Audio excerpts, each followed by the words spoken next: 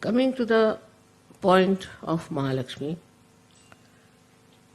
we have to understand what does it do, what is help, is that this Mahalakshmi channel or the Mahalakshmi's powers have created within us a proper balance, a proper route for Kundalini to rise. Left and right has been balanced, and she is the one who creates and makes a wider path for Kundalini to rise. This is the path of compassion and love. Through that compassion and love, she creates this path because she knows that if the path is not wide enough, the Kundalini cannot rise. Ultimately, one reaches a state where you start seeking, and when you start seeking, your Mahalakshmi principle has been awakened. That is awakened, and sometimes it is very strong. Then you start seeking in a mad way. I'm sorry to say that many are already lost in seeking, but there are so many who have now come to the right path and to the right ascent. The another thing this Mahalakshmi principle does is to allow the Kundalini's power to go to different chakras also, to make a way to different chakras and corrects all the chakras. She is a very flexible force, I should say, which guides the Kundalini into different chakras, and she understands which chakra needs the help of the Kundalini.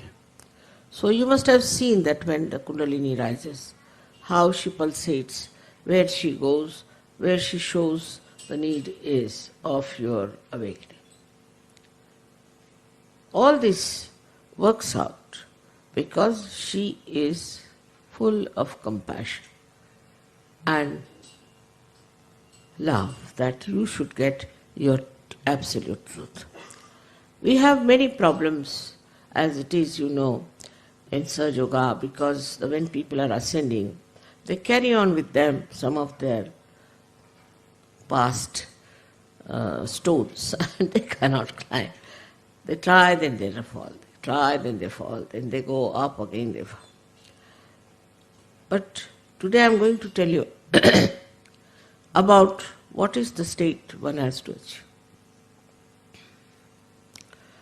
As Sri Krishna has said it in the Gita, describes Sthitpragya, the second chapter, but it's very difficult to understand him. It is not so clear-cut as your mother is. So people don't understand what he's saying. Can you close them?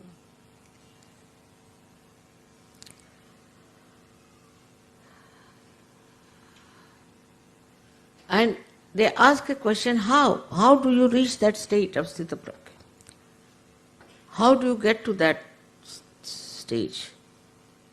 But Gyaneshwara, when he wrote his Gyaneshwari, he called it as the Sahaja Sthiti, means the state of Sahaja.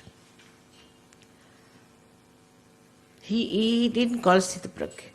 He called it as Sahaja Sthiti, meaning the state of Sahaja. So he describes the Sahaja in a very beautiful manner and very subtle. Of course, Gyaneshwara also very few people understand, I think.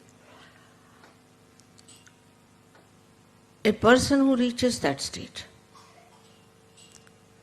is like a mirror. And so many faces pass over that mirror. So many look into that mirror. So many decorate in front of the mirror. But mirror is the same as it is. So the person who is a Sthitpragya or the person who is Sahaja is not bothered about what is facing him, who is facing whom, where he is.